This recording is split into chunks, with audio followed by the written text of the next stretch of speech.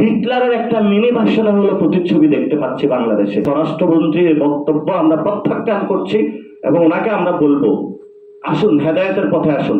উনি একজন আইনের ছাত্র। ইন্টারন্যাশনাল বাউন্ডারিতে এনফোর্সমেন্ট এজেন্সি যদি কাউকে হত্যা করে তাহলে সেটা অবশ্যই বর্ডার কিলিং হবে। তবে সেখানে কথা রয়েছে যে আপনি কাউকে হত্যা করলেন এবং সেখানে নিজস্ব টেরিটরিতে যদি কেউ ইলিগাল বা অন্য কোনো অ্যাক্টিভিটিজের কারণে কোনো কারণে ধরা খায় সেটা সেই দেশের আইন বিচার করবে। কিন্তু যাদেরকে হত্যা করা হচ্ছে এটা তো ইন্ডিয়ান বাহিনী বাংলাদেশের অভ্যন্তরে ঢুকে হত্যা করতেছে।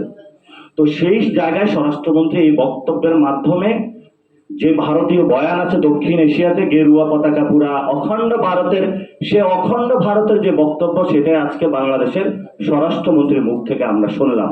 স্বরাষ্ট্রমন্ত্রীর বক্তব্য আমরা প্রত্যাখ্যান করছি এবং ওনাকে আমরা বলবো আসুন হেদায়েতের পথে আসুন। যথেষ্ট হয়েছে, গ্রুপ দখল হয়েছে, ব্যাংক দখল করতে যাচ্ছেন এবং নতুন করে বাংলাদেশের মানুষকে হুমকির মুখে ঠেলে দিচ্ছেন। প্লিজ এই ধরনের যদি আপনি বাংলাদেশ বিরোধী কর্মকাণ্ড শুরু করেছেন, করতেই থাকেন, তাহলে কিন্তু এর দায়ভার কিন্তু বিএনপির উপরেও যাবে এবং এর দায়ভার কিন্তু তারেক রহমানও বহন করতে হবে। অনেকে আজকে বক্তব্য দিয়েছেন, কার মধ্যে কেন যেন প্রতিচ্ছবি দেখতে পাচ্ছেন। আমরা তো সেখানে বলতে পারি আমরা হিটলারের একটা মিনি ভার্সনের হলো প্রতিচ্ছবি দেখতে পাচ্ছি বাংলাদেশে। অনেকেই বলেন এর প্রতিচ্ছবি এ দেখতে পাচ্ছেন, তাহলে আপনার স্বাতন্ত্র্যের জায়গাটা হলো কই? এখন বলে বাপ কা বেটা, মানে বাপের মতনই হতে হবে। তাহলে ভাই তাহলে তো জিয়াউর রহমানের একটা প্রতিচ্ছবি কোনো একটা রুমে রেখে তাকেই হলো প্রধানমন্ত্রী বানিয়ে দেওয়া উচিত ছিল। তাহলে আপনার আলাদা স্বাতন্ত্র্যের জায়গা কি? আমরা তারেক রহমানকে অনুরোধ করব যে আপনার লাগামহীন যে স্বরাষ্ট্রমন্ত্রী রয়েছে যিনি বাংলাদেশকে একটি নতুন যুদ্ধক্ষেত্রের দিকে ঠেলে দিচ্ছেন, তাকে হলো আপনি নিয়ন্ত্রণে আনুন। এই লাগামহীন গোড়া যদি একটা সময় ফসকে বাংলাদেশের মানুষকে কোনো যুদ্ধের দিকে ঠেলে দেয়, এই যুদ্ধের দায়ভার কিন্তু আপনাকেও বহন করতে হবে। জিয়াউর রহমানের যখন শাসনামল ছিল, এই আওয়ামী লীগের সন্ত্রাসী গুন্ডা বাহিনী সন্ত্রাসী ভারত থেকে বাংলাদেশকে প্রচুর পরিমাণে ডিস্টার্ব করেছিল, সেই ইতিহাস কিন্তু আমরা জানি। সে একই ডিস্টারবেন্সের মধ্য দিয়ে কিন্তু এই সরকার এবং বাংলাদেশের জনগণ যাচ্ছে। আমরা একটা ন্যাশনাল ইমার্জেন্সি ক্রাইসিসের মধ্য দিয়ে যাচ্ছি। সরকার কোনো দলকে পরোয়া করছে না, সরকার একা একাই সবকিছু নেতৃত্ব দিতে চাচ্ছেন। অনেকে বলছেন যে আমরা জীবনে আমাদের ভাগ্য সুপ্রসন্ন হয়েছে, এই জন্য হলো একজন অর্থমন্ত্রী পেয়েছি। এই অর্থমন্ত্রীর সাথে যখন আমি অন্যান্য দেশের অর্থমন্ত্রীর একটু হলো সিভিগুলা মিলানোর চেষ্টা করি, তো আমাকে একজন বলল, ভাই আপনি মিডিয়াতে একটা কথা বলবেন, এই যে গুলশানের একটা হোটেল আছে সারিনা হোটেল মনে হয় না, এই সারিনা হোটেল হোটেল সারিনা নাকি, এখানে বসেই তো সব কিছু করে অর্থমন্ত্রী হয়েছেন। হোটেল সারিনা নাকি একটা সময় স্টক এক্সচেঞ্জের ছিল। তো উনি যখন স্টক এক্সচেঞ্জের চিঠি ছিলেন, ওই স্টক এক্সচেঞ্জে হোটেল সারিনা হলো আগে কারোর কাছে বিক্রি করেছেন। তো পরবর্তীতে পর থেকে যখন নেমেছেন, ওই লোকের মধ্যে থেকে আবার কম মাত্রায় হলো মূল্য নিয়েছেন। ব্যবসাটা বুঝছেন কিভাবে? অর্থাৎ স্টক এক্সচেঞ্জের একটা সম্পদ হয়েছে এবং সেই সম্পদ হলো 100 টাকার সম্পদ হলো 2 টাকা একজনের কাছে বিক্রি করেছে। বের হয়ে আসে ওই গুপ্ত অ্যাকাউন্ট থেকে আবার হলো উনি এটাকে কিনে নিয়েছেন।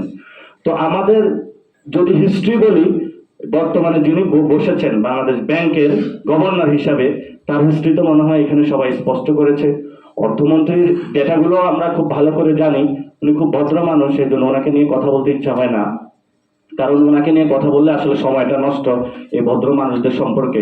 উনি যে অর্থনীতির যে স্ট্রিম রোলারটা আমাদের উপরে চালাচ্ছেন, উনি যে জায়গাগুলো থেকে ব্যাংক থেকে শুরু করে আমাদের অর্থনৈতিক সোর্সিং গুলা কালেক্ট করছেন, এটা তো গরিবের উপরে অনেক বেশি চাপ পড়বে। ক্ষুদ্র ব্যবসায়ী যারা আছে তাদের উপরে চাপ পড়বে। শেখ হাসিনা কোনো ক্ষুদ্র ব্যবসায়ীকে সুযোগ দেয় নাই, মধ্য যারা ব্যবসায়ী তাদেরকে কোনো সুযোগ দেয় নাই। সে বড় বড় হলে গোষ্ঠী সৃষ্টি করেছিল যারা বিদেশে ফ্ল্যাট কিনতো। এই সরকার ওই গোষ্ঠীগুলোকে নিয়ে হলো আবার তার ধান্দাপাতি হলো গুছিয়ে বসাইছে। আমরা মনে করেছিলাম ক্ষুদ্র মাঝারি যারা উদ্যোক্তা আছে এই সময়ে এসে হলো তারা একটা বাংলাদেশে হলো সুযোগ পাবে এবং নতুন বাংলাদেশ গড়বে, যেটার মধ্য দিয়ে আমাদের তরুণ সমাজ মুক্তি পাবে। আপনি দেখেন এখানে অনেক তরুণ আছে যারা সাংবাদিক ভাইদের মধ্যেও আছে, যারা সাংবাদিকতা জগতে জব করেন, আপনারা খুবই কম টাকা পান, যে টাকা দিয়ে আসলে ফ্ল্যাট বানানো হয় না। এবং এই সাংবাদিকদেরকে অনেকবার প্রতিশ্রুতি দেওয়ার পরও তাদের কিন্তু বেতন বৈষম্য নিরসন করা হয় নাই। আমি একজন সাংবাদিককে জিজ্ঞেস করলাম যে ভাই বেতন পান কেমন, চলে কেমন? কারণ বাংলাদেশে আসলে বৈষম্যটা বেশি। কেউ দেখা গেছে 6 ডিজিটের স্যালারি হাঁকায় যদি তার সাথে মন্ত্রীর সাথে বা মালিকের সাথে দহরম মহরম থাকে। আমি তো কাঠামো নাই কোনো, বলে যে কাঠামো কোনো কাঠামো নাই, যে যাবে ওই গুলিস্তানের মতন থুইয়ালান পাইছালান এভাবে হলো সাংবাদিকদেরকে হলো তারা ট্রিট করার চেষ্টা করে।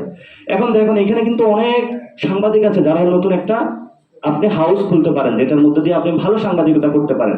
আপনি ব্যাংকে যাবেন, বলবে হু আর ইউ, তোমার কি কোনো এক্সপিরিয়েন্স আছে, তো তোমার কি কোনো বন্ধক রাখার মতন জিনিস আছে, তো তারা হলো অ্যাসালাম যদি যায় তারা হলো ব্যাংক থেকে ঋণটা দিয়ে দিবে, আপনাকে কিন্তু ঋণটা দিবে না। এটা হলো বাংলাদেশে। তা আমরা বলি যে ইনশাআল্লাহ আমরা যখন আসবো আপনাদেরও আমরা সুযোগ করে দিব যে আপনি নতুন কিছু দাঁড় করান।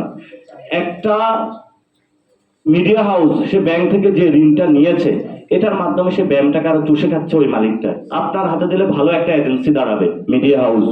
তো বাংলাদেশের তরুণদেরকে আমরা বিভিন্ন জায়গায় এমন কাজে লাগাতে চাই, নতুন বাংলাদেশটাকে গঠন করতে চাই, যেটার মধ্য দিয়ে আসলে আমাদের তরুণদের স্বপ্নগুলো মিটবে। আমরা যে আকাঙ্ক্ষার কারণে হলো মাঠে নেমে এসেছিলাম।